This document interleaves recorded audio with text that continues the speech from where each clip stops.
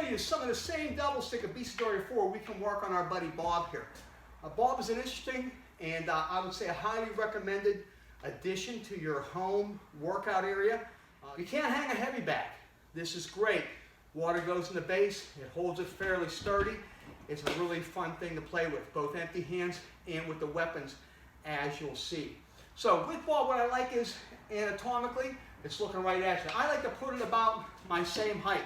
He's like my buddy here, but right now we're not touching the face, so don't touch his face except with the weapon. All right, so we had a few methods we worked that at Bicicleta 4 when we're training solo. Now we're training with the equipment, and striking objects is an important, I would say, vital part to your training. That's why we always include it at the academy. Well, again, one of our 7 methods that Lacoste recommended for developing excellence in the Filipino arts, and really any art. One is that training solo, right? We're playing with that.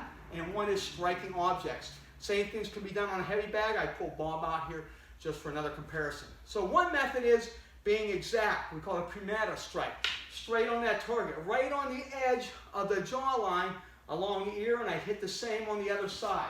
Hit the side, side. So this is my Bicicleta 4 where I'm freezing it at impact.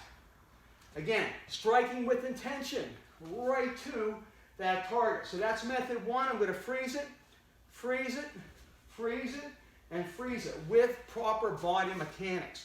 The next method is where we're doing our smooth striking. Now why an object like Bob or a heavy bag is great is because if you try to extend this or extend that wrist out and hit, it's very hard to get that through, especially with any power. Remember, right now I'm not just, we always call it like, you know, like Harry Potter and hitting him with the tip of the wand. You want to hit with that middle part of the stick. We call the tunga of the stick. All right, we have the punta, we have the puño, we have the tunga, which is the center of that stick where we get maximum impact. So when I do this, now I'm pulling it through. Make sure your strike continues through. It doesn't hit and rebound, hit and rebound. Go through, and this is important. It'll really help fine-tune that arm and wrist position. Remember, that has to be cantered back a little bit. The elbow should be slightly bent. All this is important, these mechanics, as well as the turning of the body, not only to develop speed and power later, but also to protect yourself so you can train without getting hurt. So again, we have the method where we freeze it on each strike, and then we have, I'm just pulling it through. Also important is I'm hitting equally hard on both sides, both with the inward and the backhand, both the same right and left. If I'm going to say this is 10 pounds of force, I want to hit with 10 pounds of force on the other side. I don't want to hit hard and then light and hard and then light or any other version. It's all the same. If we had a force meter built in the Bob, I'd be registering that same force over and over. Now, what's also nice about Bob when we're striking an object that we couldn't do without an object is to strike with power. So now, I'm going to do the same thing. It's still a smooth striking, but I'm hitting a little bit harder, putting a little more oomph on there. And don't let this deceive you. This can be an extremely intense workout when you're hitting for power. And be careful because when you're striking, you hit a little bit differently, it can cause a micro trauma to the wrist, the elbow, the shoulder.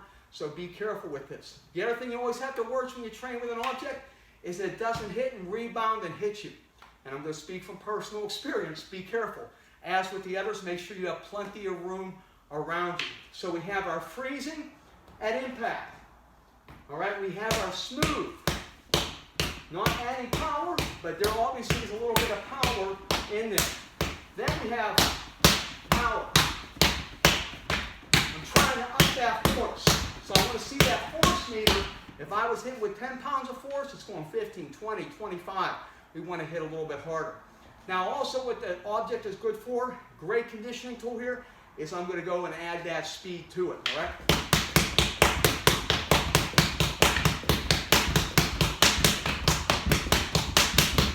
And don't let that fool you. That'll wind you in a hurry.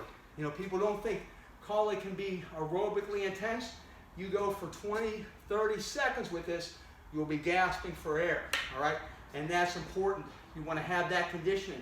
If you're fighting for your life and you're able to pick up something to defend yourself with, or someone you're with or loved one, you want to be able to go, all right? So, different ways we can practice. Freezing, smooth, power, and then where we go hard and fast for our workout.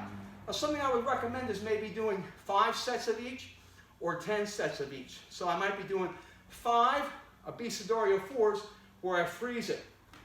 All right, that would be 1 set. This is my set 2, 4 hits to each set. So I might do 5, 10, maybe up to 15 of those. And then I'm going to do my smooth. This is 2. This is 3. You get the idea, up to whatever you like. And then power. 2, 3. You got the idea. And then I'm going to blitz it. 2, 3, 4, 5, 6, 7, 8, 9, 10. And again, you'll find out in a hurry, that's a full body workout from there. And needless to say, especially when you're going hard and fast, hold on to the stick. It's easy to lose that and lose it into yourself or hit something else. So whether you go heavy bag or bob, highly recommend it.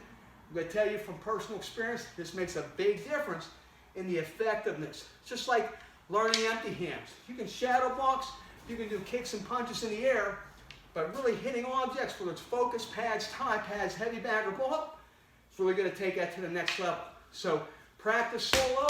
If you have a heavy bag or a bob to hit, make sure you put some time into that. We'll be showing you more in some future videos, different patterns, different ways to train with bob, both double stick and single stick. Nice thing about double, you're getting both sides. And needless to say, you should practice some left leg forward, practice some right leg forward, just to develop that coordination and familiarity, both right and left.